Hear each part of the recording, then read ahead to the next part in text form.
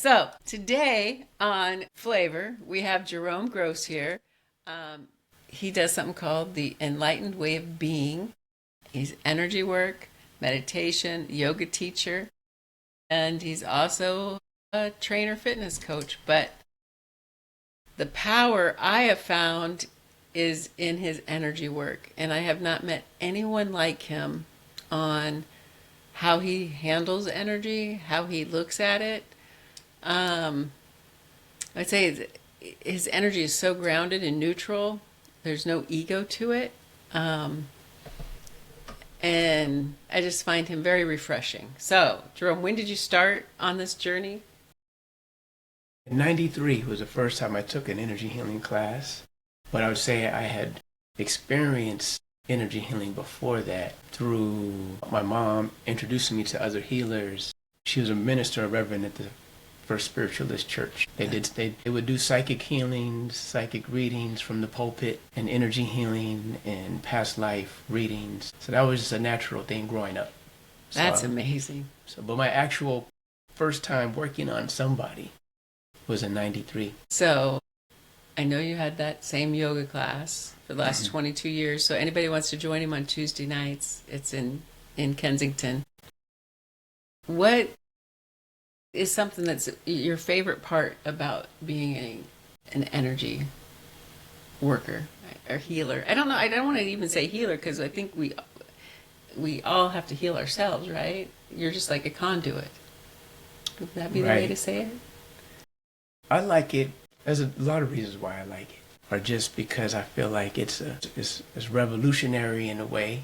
We're not taught that we have these other dimensions of our being. We have more dimensions of our being that exist than what we're taught. Than this three-dimensional body and maybe the mind and feelings and emotions. There are other dimensions of our beings that exist beyond space and time. And just as we can affect, I could reach out and touch you with my physical body, with my hand. Energetically, we reach out and touch the world around us, and we can have an effect, a positive effect. So I tell my daughter, the beauty in your heart guides you, protects you, and transforms the world around you. Wow. And I really mean that literally. The beauty in your heart meaning the true nature of your being. The awareness of that, the process of that self-discovery is the enlightened way of being. That's beautiful. What's crazy is Jerome was a Facebook friend request for me, like a suggestion. And so then I kind of checked him out. And now we later learned, after I started learning his energy work, that our kids were in High Tech High together in Point Loma. So what's the chance of that? I love the little connections that happen. On that note, that means our meeting was not by accident. You were already in that energy field, and when we were ready, our paths crossed. So what I would used to do, understanding that principle, there's a tall mountain by the beach called Mount Soledad. You know that spot? Yeah. Pretty famous here in San Diego. So I would do the light body meditation. For all of my students that know light body, do the light body meditation, turning the body into light, and then I'd expand that light beyond my body to the world around me. But I'm on this mountain at the beach, and I'm sending that energy out to all of the communities that I could see, I could visually see, and expand that energy out as if it's myself, to La Jolla, to the beach community, Point Loma, UTC. As far as my mind can see, I'm sending that energy with the feeling of a smile, with the energy of a smile at the heart center, in the form of light and that felt sense of that expansiveness, that peace, bliss, and well-being. Just sending that out, turning everything into light. And just what that does, just like our children connected, we have that connection to our children. On the energetic level, reaching out and connecting to all of those people that are in that community, in those communities that resonate with me, so that we can come together and do work. And it was funny, I would sit up to when I first started, I wasn't as intentional about it, but I would always be facing north, looking up at the coast, La Jolla, and then also UTC, University Town Center. And around that time, a friend approaches me who had a contract at these condos, luxury condos, asked me if I wanted to come and teach there. She needed some instructors and teach. And it's just around that time when I started sending out energy, just pointing, facing that direction, that seemed to happen. And then I'd be at another place on that mountain, that same hill. It's called Kate Sessions Park. Okay. You know that spot? Now that part looks over Point Loma, OB, Ocean Beach. I started doing my meditations there because I was done with my class. I had a private client up there, and I do my meditations facing that way. That's around the same time I started getting clients in Point Loma, Shelter Island, yeah, Liberty Station, which is all in that same area. And then my children went to High Tech High, which your son went to that same school, also went to school in that area. So the energy was in that area to connect with those people when it resonated with me. I resonated with them, and I use that principle all the time. So when I teach the light meditation, I say expand that light to all the communities, all your projects, turning everything into light, all your relationships, their visions that you have, and then the whole world. You are really reaching out and connecting with those people on a high level to connect and communicate with you when it's in the right time, right place. So what I like, he's talking about the light body meditation. And I'm one of those people that have a hard time just sitting and meditating. So he kind of brings different processes together that makes it easier for people that can't just sit with themselves and be quiet the whole time. So what I love about the light body is there's movement. You do movement through it, but there's a lot of process to it. And anybody who wants to learn more, please reach out and we'll connect. One of the things in the light body, we also have the different breaths. So I would like you to just give a quick example of each of the different breathing techniques you use in the light body. That's really important because usually whether I'm teaching the light body, the breath, or if I'm leading a person through a private session, I'm going to start with this particular breathing practice, which is the foundation. It's just being breathed. So right now, if you're listening, you can do it with us. But just notice your breath. And then, in the name of my technique is called Enlightened Way of Being, and it's reflected in this particular practice. Enlightened way of being is really just a natural way of being. So notice that. Notice your breathing. Notice the natural ebb and flow of the breath. Let that be okay, however that arises. Now, don't try to force the breath. You don't have to try to breathe deep or any particular technique. Just the natural ebb and flow of your breathing. That means your breathing could be shallow. Your breathing could be deep. The breathing could pause or stop. But whatever arises with the breath, let that be okay. And as you're allowing that experience of being breathed, see if you can allow your whole body all at once to experience being breathed. Meaning the brain being breathed, the spine being breathed, shoulders, hips, arms, legs, hands, and feet, the skin, even internal organs.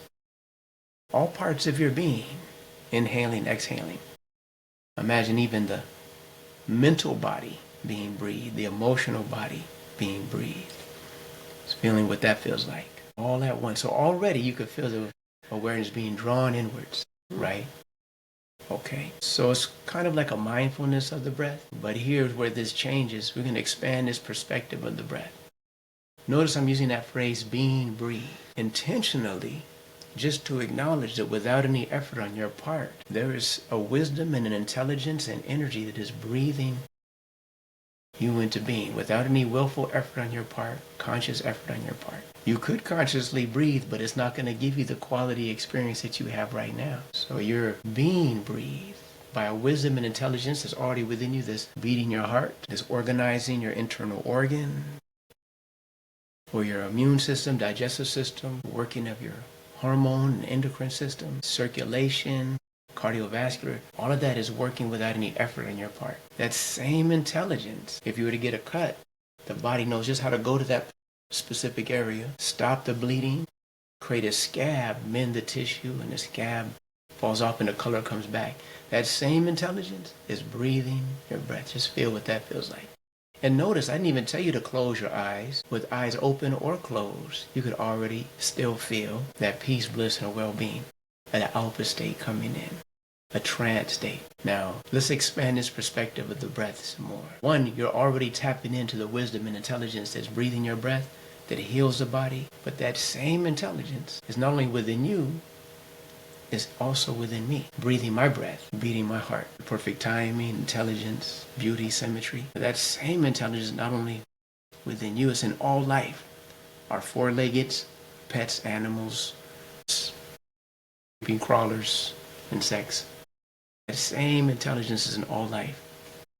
In fact, all existence, source of the causes of flowers to bloom. So it's in plants, trees to grow with strength, inspiration. The sun, it shines with radiance and splendor and light. The earth, it rotates and orbits around the sun, creating the seasons that nurture and nourish all life with seeds, fruits, and healing herbs. That same source of magic in sunrises and sunsets is breathing your breath, beating your heart, healing your body. And so you're just opening to that. You're allowing that source is breathing your breath to be felt.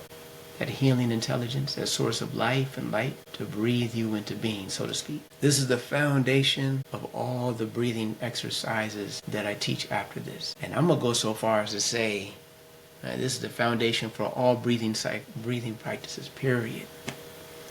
Through this breath, now you can approximate source of all life in existence. You can just open to it. And the power is not necessarily in the breath, but it's in that source that breathes the breath. So now, the reason why this is so important and powerful in the practice of enlightened way of being, there's the breath, and there's that source that breathes the breath, that moves and breathes all life. You can forget all about the breath and just open to that source now. And now you know what I'm talking about. As a felt sense versus if I just said, okay, open up to God, surrender to God. Right. There's no felt sense connection to a felt sense connection of what that means. It's a cognitive thing. So here is the foundation beyond all traditions of wisdom or integrating, open to, or they can contain all traditions of wisdom. And I think from my perspective, since we all are made up of different ways, like we think different, we act different, everything. Jerome is much better than I am at just being, and because he just is, right? And for me, when I've been introduced to meditation or different techniques, I overthink things. My brain is very up in the, and if we use the living soul, it would be a lot of metal. So it's overthinking, overanalyzing. So how I can tell a huge difference in how Jerome's methods or methodology works on me is what he's talking about. He described it all. Is I'm not judging myself. Like in other forms or techniques that, you're like, oh, you need to do this way or this way.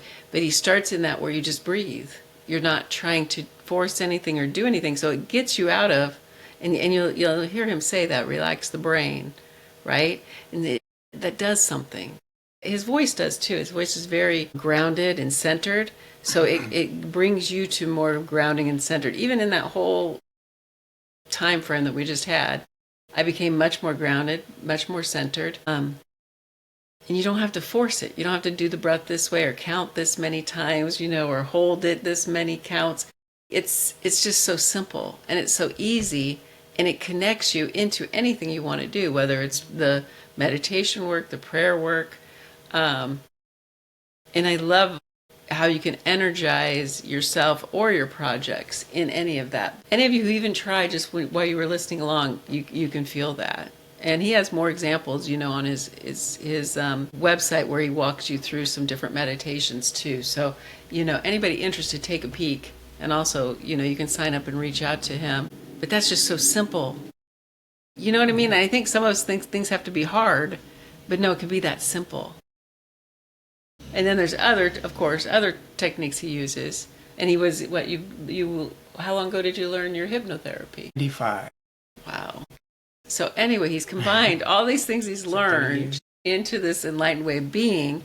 And he does, so we have the different breaths. We also have, the inner process.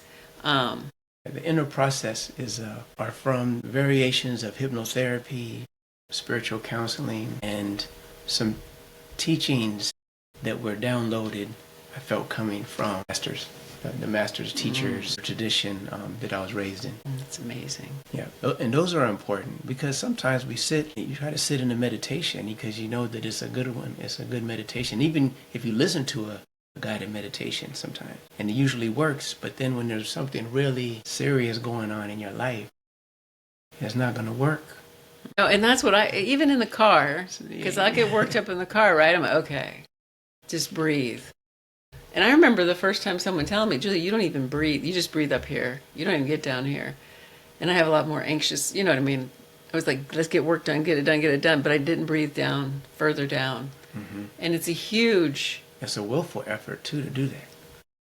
But what you can do, if you know the inner process of transformation, the inner process of the mind-body transformation, you can go to the core limiting belief or perspective or way of being that you're subconsciously engaging in, just creating this block, this resistance of letting go, frustration at the core of it, and then get resolution to that. Then meditation is effortless. It's easier. It's a natural way of being. And that's what's important about the inner process of transformation. That if a regular meditation is not working, you have a way to resolve this subconscious limiting perspectives and beliefs that's causing the blocks and resistance to your well-being. Is when Jerome has his sessions, and I was exhausted on Tuesday. We had the plumber here fixing things. He had asked me to bring some cups, but if he wouldn't have asked me to bring some cups, I might have canceled because I was so tired. Like I was like, I don't even know how I'm going to drive over there. So I go to the energies. It's at 8 o'clock, the energy part. And my gosh, just that little bit of time, he energized and I did some of the energy work, and we're in a little group, right?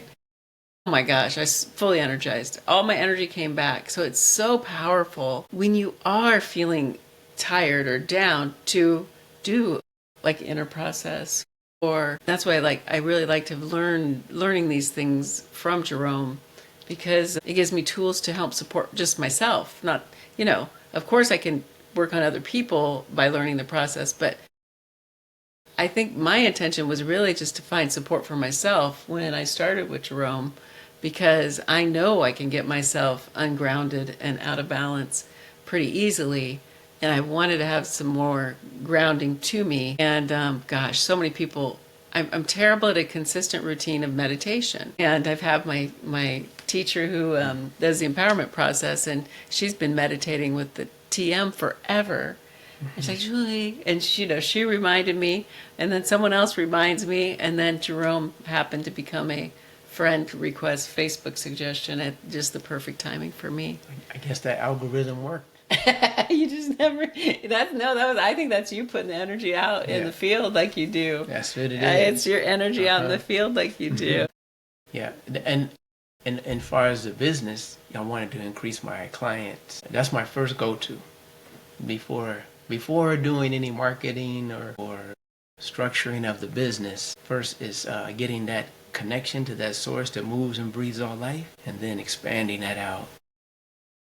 I have that intention, but then expanding that presence, that love, light, peace, bliss, and well-being to the whole community. I think that's huge, what he's saying right there. I think a lot of us go through our day without setting up an intention. And I think... because the intention just doesn't stay in our mind to make it...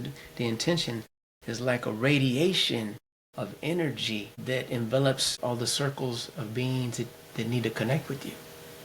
Yeah. So when I say... because sometimes we say intention... okay, this is my intention, this is what I'm going to do, and it sets that up.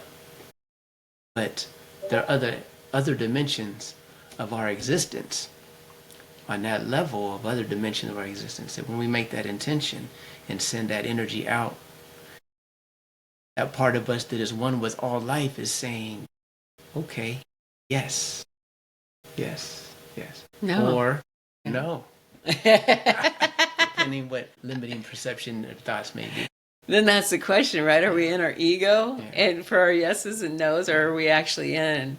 It's so powerful to be in the source. For me, I've had people say that I could heal, or I'm a healer and different things.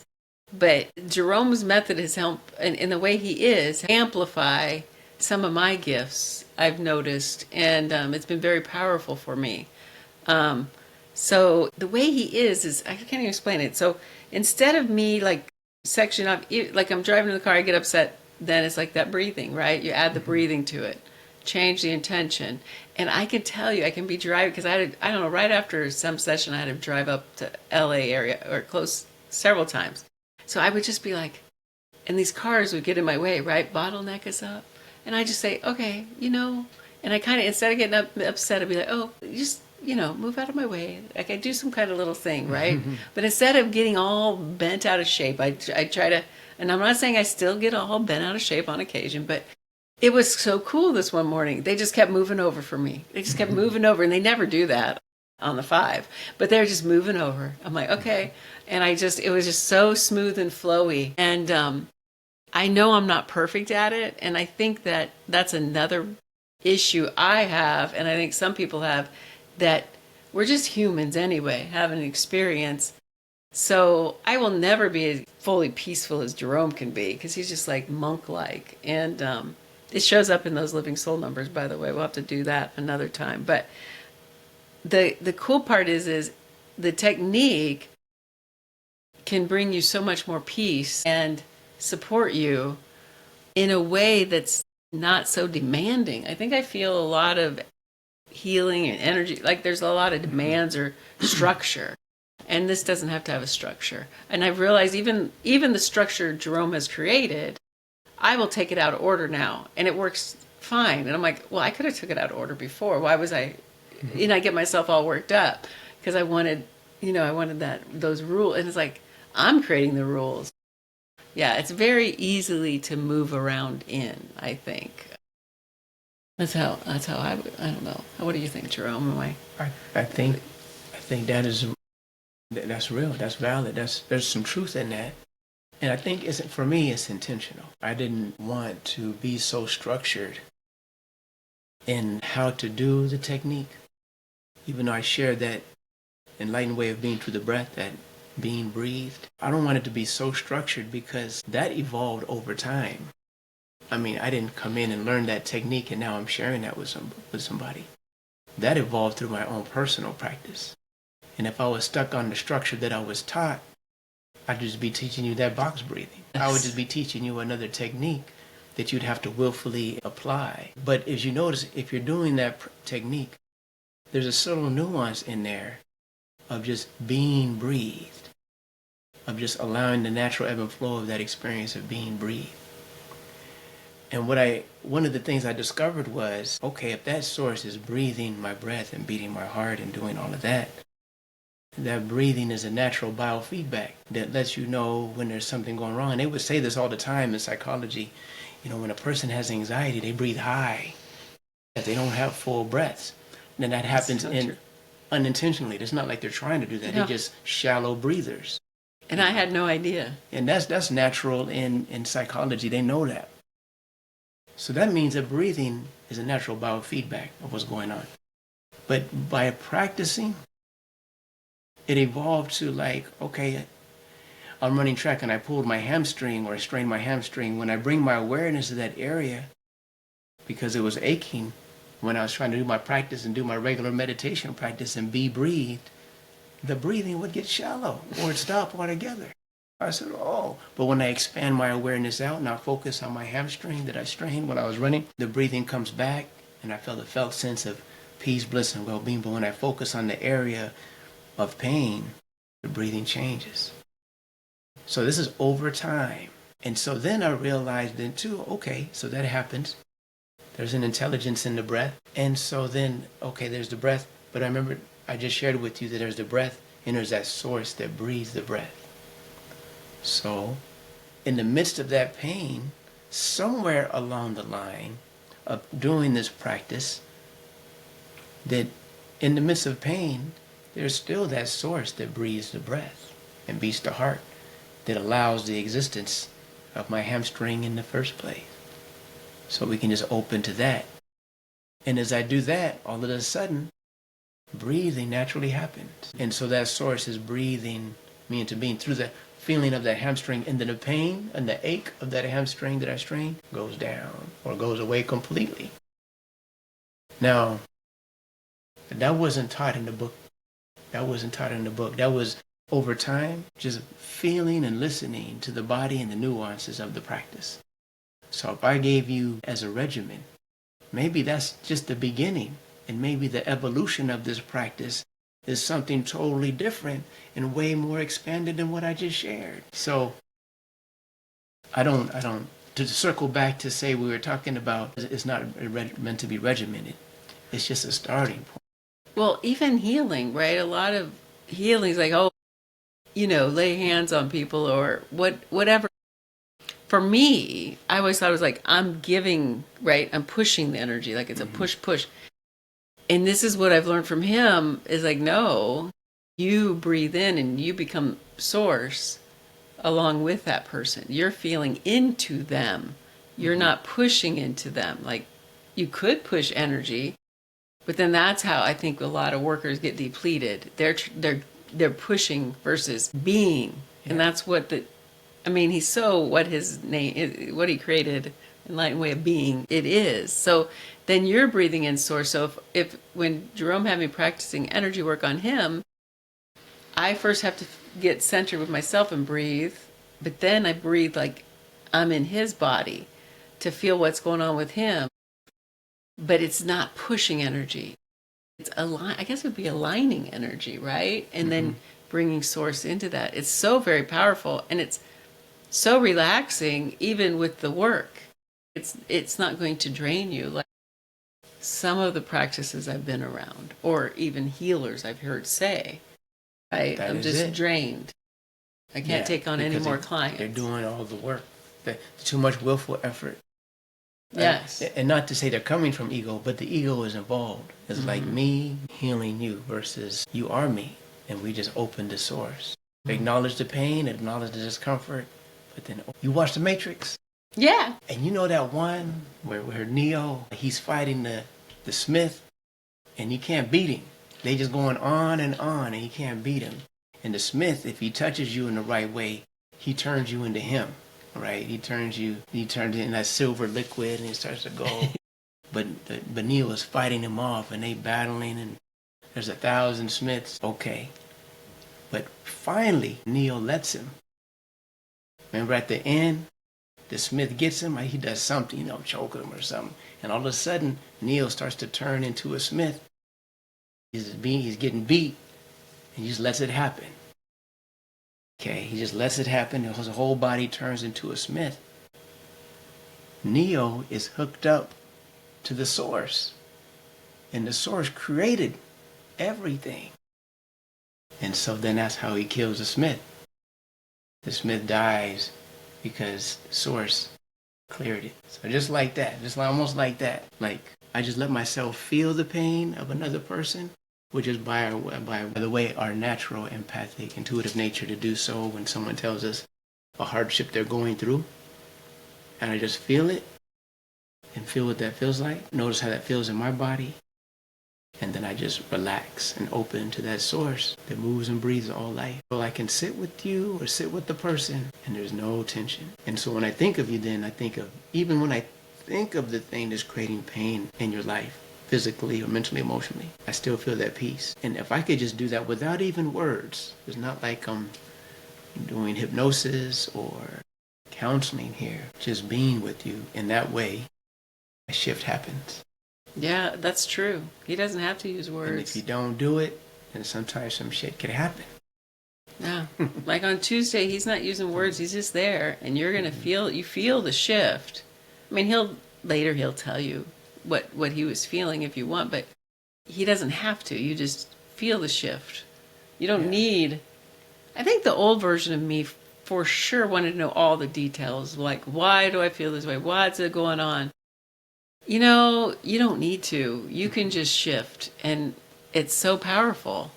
Yeah. Because otherwise, then you can get stuck in those past patterns. Who was that? Someone was talking to me about going, and they needed to. They went to a counselor or a psychologist, whatever they were going to. But sometimes after a while, you just keep talking about the same thing. You're not going to clear anything if you keep No. going.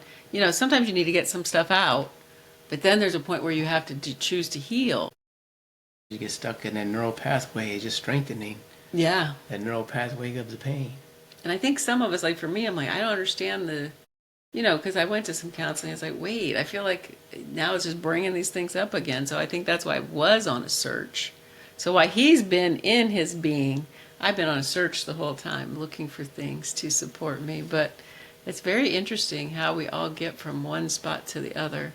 But look, it leads to the same of finding the way of connecting to that source. Yeah, ways that we are connected to that source. Now, wait.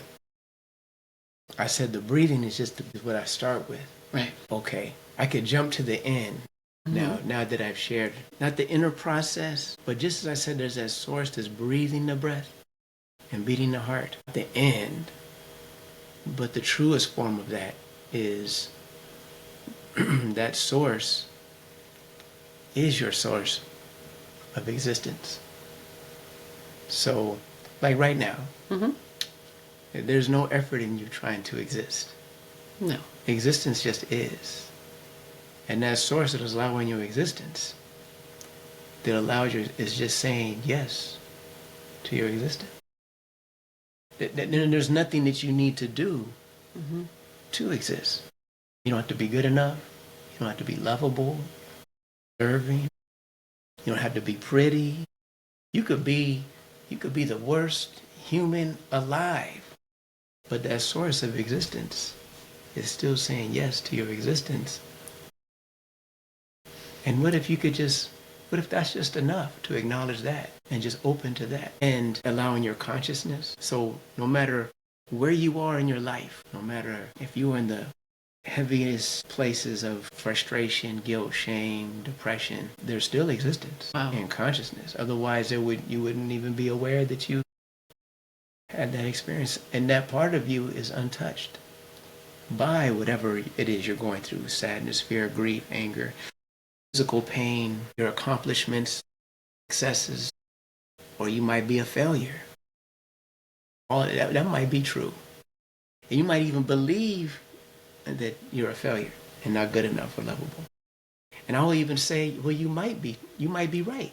Also, in the midst of that, wherever we're feeling that not good enough, is also that part of us that is untouched by that experience, that source of existence, consciousness. And so with that, you don't even have to try to get rid of or become better or let go of those feelings or judgments. Just acknowledge in that same place that there is that source of existence, consciousness, that's untouched, and just open to that there too, because that's the truth. In fact, if we only believe that we are sad at those times, in those heaviest depressions or sadness, or that we are the greatest in the world and we are the shit, whatever it is, no matter what it is, that's only really a relative truth, or maybe just, if it is true, a partial truth, because the other part that is also true is that there's a part of you that's untouched by that. It was here before any of those experiences. And you could just open to that source of existence and just rest there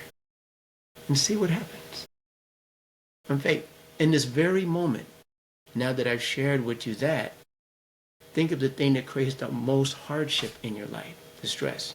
You got one? Okay. And just notice what that makes you feel like. Notice how the body feels. Let that be okay. And just notice also there's a part of you that's untouched by it that allows you to be aware of the experience. Does that shift it? Because you're just acknowledging the truth. Yes, that experience is hard, no doubt. But also that source of all life, existence, consciousness, light is also there. We could open to that and just notice what that feels like. So I say that's an enlightened way of being. But as you notice, there's nothing you need to do. And so that's a natural way of being. Yeah. See, what came in my vision when he was talking, like, you know, when you ever look into a baby's eyes, it's just like this deep soul you're seeing. You know, I always see those babies and they look at you like they can read you, right? That's, you know, I think they're the closest to source we got when they first come through. That's what I was getting that vision when we're talking about that, just that existence. That. that. So abiding in that presence is the culmination of the whole practice. The light body, the inner process of transformation, energy healing. The energy healing says that not only does that source of existence consciousness transform you as you become aware of that presence, that part of you, if you acknowledge that within another person, it relieves their pain and suffering. And so it gives a whole new meaning to namaste. The God within me acknowledges the God within you, or divine within me acknowledges the divine within you. That's the embodiment of that true existence that's within me, is also within you, and just acknowledging that without having to do anything, without attachment or aversion, control, or analyzing. Or you can choose to analyze and be controlling, but also acknowledge that that source is there too, and just open to that. And that usually brings a grounding, harmonizing, and balancing of whatever needs to happen. Yeah, grounding. I think that's a huge piece. I don't think, from my perspective, a lot of people are really grounded. We're always going to the next thing, the next project, the next goal, the next what, you know what I mean? It's a society that's thing. the American way, right? You gotta have we're not, you know what I mean? But as I say, we were raised with Rocky, But now I was watching something with Mike Tyson, That's right? Totally different. The fighter, right? And he goes, now that I'm more aware, that was just fear. So it's interesting, whatever it is that was, right? That was pushing you. So different things can push you to be to wherever you're going to go. But if you're looking for peace, if you're looking for peace, internal peace, at some point have to look for more awareness of yourself. Because if you're looking for something outside of yourself, you're never going to find true peace. Peace or fulfillment. And success is different from fulfillment. Yes. Yeah. That's there we go. I work corporate, right? The American dream. Go move up the ladder, buy the house, be successful. And success was very unfulfilling. You're like, what next? This didn't change what was missing inside of me. Getting married didn't change what was missing inside of me. Getting divorced doesn't. So you have to be able to look at yourself. And you want to have an awareness of me is the most powerful thing that I can do for myself. I think that. Yeah. And then the beauty in your heart transforms the world around you. Yeah. So if you want to. Greatest good. So if you want to make a difference. Yeah, you got to get comfortable with you, and find whatever tool works for you. But if you're interested in learning more about Jerome, I would go to enlightenedwayofbeing.com. If you happen to be in San Diego, he doesn't change. So if you want to know, he's there 22 years every Tuesday night. You can do yoga at 7. If you don't feel like doing yoga, you can come at 8 for the energy session. Yeah, meditation, energy healing circle. Yes, and then every second Sunday at 5 o'clock, he has energy workshop. So it's at the Kensington Community Church. Yeah, and now he has other things going on, but you can find him on the website. There's a sign up, so if you want to learn more.